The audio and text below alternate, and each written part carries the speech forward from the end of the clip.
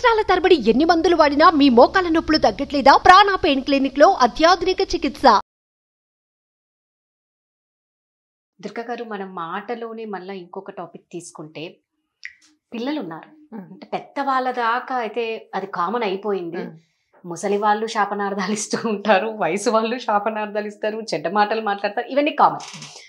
పిల్లలు ఉంటారు అంటే వాళ్ళకి ఏం మాట్లాడాలో తెలిసి మాట్లాడతారా, తెలియక మాట్లాడతారా, ఎవరికి రెస్పెక్ట్ ఉండదు, మాటలో ఒక గౌరవం కనిపించదు, పెద్ద చిన్న అన్న తేడా లేకుండా అందరిని ఒకటే లెవెల్లో మాట్లాడుతూ ఉంటారు. ఎందుకు ఇంత చిన్న అప్పుడే మాటలు వచ్చే పిల్లలు కూడా వరస్ట్ గా మాట్లాడుతున్నా పేరెంట్స్ చాలా హ్యాపీగా ఫీల్ అయిపోతారు. మా వాడు చూడి ఎంత పెద్దగా మెచ్యూర్డ్ గా అని ఫీల్ అయిపోతూ ఉంటారు, కానీ ఆ మాటలు మాట్లాడడం కరెక్ట్ కాదు అని వీళ్ళకి అర్థం అవుతుందో లేదో తెలియదు. పిల్లలు మంచిగా మాట్లాడాలి అంటే అసలు ఫస్ట్ మనం ఏం చేయాలి? మంచి మాటలు చిన్నప్పటి నుంచే రావాలి వాళ్ళకి, అప్పుడు పెద్ద అయిన తర్వాత ఇంత ప్రాబ్లమ్స్ ఉండవు. ఒక సామెత ఉంది కదా రాధ, ఏ గూటి చిలక ఆ గూటి పలుకు పలుకు. అంతే. ఆ వాతావరణం అలా ఉంటే అంటే ఇవాళ రేపు పిల్లలకి ఇంట్లో నేర్పుకునే వాళ్ళు అంటే అమ్మా నాన్ననే అనడానికి కూడా లేదు, కేర్ టేకర్స్ ఉంటున్నారు, ఇళ్ళల్లో ఆయాలు ఉంటున్నారు, లేదా ప్లే స్కూల్కి ఒక క్రష్కో పంపించేస్తున్నారు అవసరార్థం. అప్పుడు పిల్లలు అవే నేర్చుకుంటారు. వాళ్ళు ఏం మాట్లాడుతున్నారు అవే నేర్చుకుంటారు. 0 to 5 years పిల్లలకి వాళ్ళకి ఏంటంటే విచక్షణ ఉండదు, అది డెవలప్ అవ్వవు. ఇంకా ఇది కరెక్టా రాంగా అనొచ్చా అనకూడదా వాళ్ళు నేర్చుకునే దీంట్లో ఉంటారు. కాబట్టి ఏదైనా ఉత్సాహంగానే నేర్చేసుకుంటారు వాళ్ళు. ఆ ఇన్పుట్ ఏముంది, వాళ్ళు ఏం నేర్చుకుంటున్నారు అన్నది గమనించుకోవాల్సిన అవసరం మనకు ఉంటుంది. ఇప్పుడు మేము తెలంగాణ, ఇప్పుడు మా పిల్లలు తెలంగాణలో పుట్టి పెరిగారు, అంటే ఇప్పుడు తెలంగాణ ఆంధ్రాలు కానీ అప్పుడు హైదరాబాద్లో పుట్టి పెరిగారు. మేము ఇంట్లో మాట్లాడుతున్నప్పుడు ఇదే భాష మాట్లాడతాం, మా పిల్లలు కూడా ఇదే భాష మాట్లాడతారు. స్కూలు ఆటోలు ఎక్కంగానే నువ్వు ఎవరినైనా అడుగు పేరెంట్స్కి, భాష మారేది పిల్లలు స్కూల్ ఆటోలు ఎక్కంగానే మారిపోతుంది. ఇంట్లో భాషకి స్కూల్ అక్కడ ఆటో భాషకి తేడా వస్తుంది. బట్ ఇంట్లో మనం ఇదే భాష ఇన్సిస్ట్ చేసి ఇట్లాగా మాట్లాడాలి ఇది అని కరెక్షన్ చేస్తూ ఉంటే కనుక వాళ్ళకి బయట మాట్లాడినప్పుడు మంచి తెలంగాణ మాట్లాడతారు. మేము కూడా ఇప్పుడు నేను కూడా ఎంజాయ్ చేస్తున్నా, ఎందుకంటే నేను మాట్లాడలేను అంత తెలంగాణ స్లాంగ్, వాళ్ళు చక్కగా మాట్లాడతారు. బట్ మళ్ళీ మా దగ్గరకు వచ్చేప్పటికే మామూలుగానే మాట్లాడతారు. అదేంటి అంటే మనం గమనించుకుంటాం. బట్ ఆ స్కూల్లో అంటే ఎవరితో తిరుగుతున్నారు, ఎవరితో ఉంటున్నారు, ఏం నేర్చుకుంటున్నారు అన్నది మళ్ళీ అక్కడ చిన్నప్పుడు అయితే పేరెంట్స్ కంపల్సరీగా చేయాల్సిందే. ఇప్పుడు నువ్వు అబ్జర్వ్ చేస్తే టోన్ కూడా మారిపోయింది రాధా, అడగడాలు, ఈవెన్ నువ్వు ఇంత పిల్లల్ని కూడా కమాండ్లే ఆర్డర్ వేసినట్టు ఉంటుంది. లేకపోతే పెద్ద పిల్లలు అయితే ఎస్పెషల్లీ టీనేజ్కి వచ్చిన వాళ్ళైతే నిరసనలే. అమ్మా నాన్నతో కూర్చొని అమ్మా నాన్న ఏంటి పర్మిషన్లు అడగడాలు కావాలి, డిమాండ్లు ఆర్డర్లు, no request, only order and command. వీళ్ళకి ఇష్టం ఉంటే చేస్తున్నారు, లేకపోతే వీళ్ళు కూడా అదే పద్ధతిలో అదే టోన్లో రివర్స్ వెళ్తున్నారు, గొడవలు అవుతున్నాయి.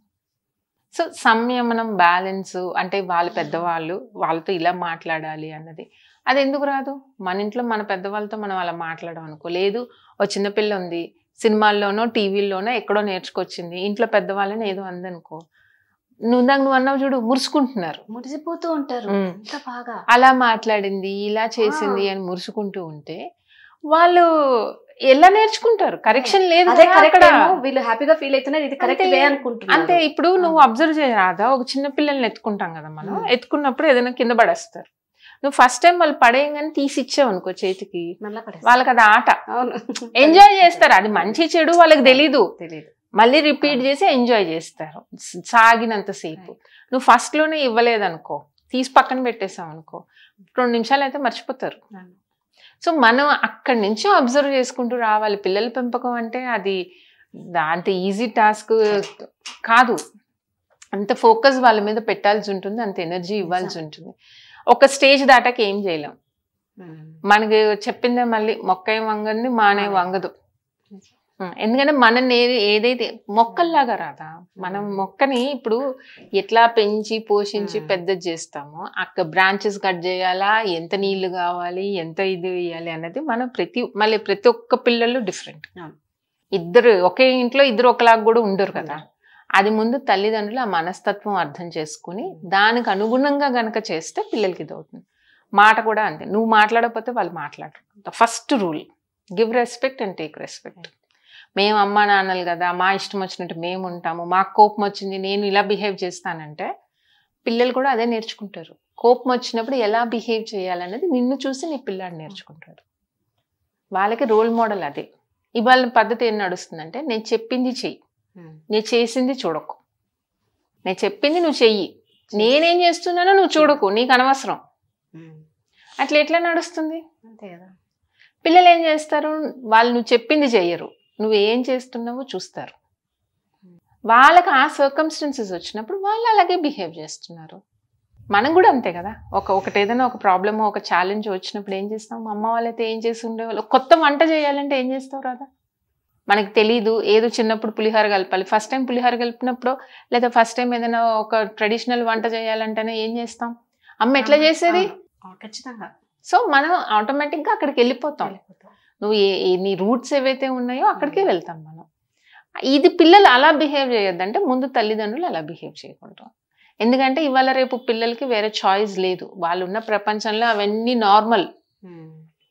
వాళ్ళు అప్పుడు అమ్మా నాన్న అండం అయిపోయింది, ఇంకా అంతకన్నా కూడా భయంకరంగా పిల్లల్ని మాట్లాడుకుంటున్నారు వెనకాల. ఆ బాండింగు లేదు ఫ్రాంక్లీ స్పీకింగ్. మనము అదేమి డెవలప్ చేసుకోవాలని చూడడం లేదు. రెండోది వచ్చి ఏంటంటే నువ్వు డిమాండ్స్ వాళ్ళ మీద కూడా కంటిన్యూస్గా వీళ్ళు స్ట్రెస్ పడుతున్నారు. అవన్నీ ప్రొవైడ్ చేయడానికి పేరెంట్స్ స్ట్రెస్ పడుతున్నారు. వాళ్ళకి అది అవసరమా అనవసరమా ఇదంతా లేదు. ఇంటర్మీడియట్ చదువుకున్న పిల్లల దగ్గర ఐఫోన్ ఉంటుంది. ఆ పిల్లలు మళ్ళీ అండి ఫోన్ అస్సలు చూడరండి అని చెప్తారు. చూడని వాడికి ఐఫోన్ ఎందుకు? ఇవ్వకపోతే ఊరుకోరండి. నువ్వు ఇప్పుడు ఎగ్జామ్స్ టైంలో కావాలంటే ఒక సర్వే చేయి, ఎంతమంది పిల్లలు ఫోన్లు దీంట్లోకి వెళ్తారో. నేను సెషన్స్కి వెళ్ళినప్పుడు, కాలేజీలకు వెళ్ళినప్పుడు అంటే వెళ్ళిపోయాయా ఫోన్లన్నీ అల్మర్లలోకి అంటే పేరెంట్స్ తీసుకొని తాళం పెట్టుకుంటారు. నువ్వు ఇవ్వడం ఎందుకు, ఈ గోల్ ఎందుకు? మానిటర్ చేసుకో. ఇవాళ చూసా నేను బ్రిటన్లో అట 16 years పిల్లలకి సోషల్ మీడియా బ్యాన్ చేద్దామని ఒక ఇది వస్తుందట. అలాంటిది మనకు కూడా వస్తే చాలా బాగుపడుతుంది. మీరు అన్నట్టు ఏంటంటే స్టార్టింగ్ లోనే వీటిని కట్ చేసేయాలి. నేర్పించుకోవడంలోనే ఉంటుంది, పద్ధతిలోనే ఉంటుంది. మనం ఏంటంటే ఇప్పుడున్న సిచ్యువేషన్ ఎలా అయిపోయిందంటే వాళ్ళకి అది ఇస్తే మన జోలికి రారు, మన పని మనం చేసుకోవచ్చు, డిస్టర్బ్ కారు, డిస్టర్బెన్స్ ఉండదు అన్న ఫీల్ తో ఇవ్వడం వల్ల వాళ్ళు ఇంకా ఎక్కువ అయిపోతుంది. అది రెండోది ఇప్పుడు మనం కాకుండా కేర్ టేకర్స్ ఎవరైతే ఉంటారో అది కూడా చాలా ఇంపార్టెంట్. వాళ్ళు ఏం మాట్లాడుతున్నారు, వాళ్ళు ఎలా ఉంటున్నారు. ఇప్పుడు కేర్ టేకర్ని పెట్టినప్పుడు కూడా వాళ్ళు ఫోన్ చేతికి ఇచ్చేసి వీళ్ళ పని వీళ్ళు చేసుకుంటున్నారు అనుకో, గొడవ చేయరనేసి. సో మనకి తెలియదు కదా, అది కూడా గమనించుకుంటూ ఉండాలి. నేను అన్నట్లు ప్రతి దాంట్లో పేరెంట్స్ పాత్ర చాలా ఇంపార్టెంట్. ఎస్పెషలీ వాళ్ళకి చాలా కేటాయించి ఎలా మాట్లాడుతున్నారు, ఏం చేస్తున్నారని ప్రతి దాంట్లో డీప్ అబ్జర్వేషన్ ఉండాలి. అంటే ఒక ఏజ్కి వచ్చేదాకా తప్పదు. తర్వాత ఇంకా వాళ్ళు అలవాటు అదే పద్ధతిలో వెళ్తారు. ఎప్పుడైనా డీవియేషన్స్ కొంచెం అటు ఇటు ఉంటుందేమో కానీ పెద్ద డేంజరస్ గా ఉండదు. ఎందుకంటే ఇళ్లలో కూడా ఇది పెద్ద ఫ్రిక్షన్. ఆ పిల్లలు సరిగా మాట్లాడరండి, అమ్మ నాన్న ఉన్నాం కదా అని అంటే నువ్వు రెస్పెక్టివ్ ఫస్ట్ వాళ్ళకి ఇట్లా మాట్లాడాలని నేర్పించు. నువ్వు పక్కవాడిని వెదవా అంటే వాళ్ళు వెదవా అంటే నేర్చుకుంటారు. అండ్ నిన్ను చూసి వాళ్ళు అబ్జర్వ్ చేస్తారు. ఇది ఎప్పుడు మైండ్లో పెట్టుకోవాలి, ఏ వయసులో అయినా సరే. Thank you so much. Thank you. Suman టీవీలో మీ పర్సనల్ అండ్ బిజినెస్ ప్రమోషన్స్ కోసం కింది నెంబర్కి కాంటాక్ట్ చేయండి.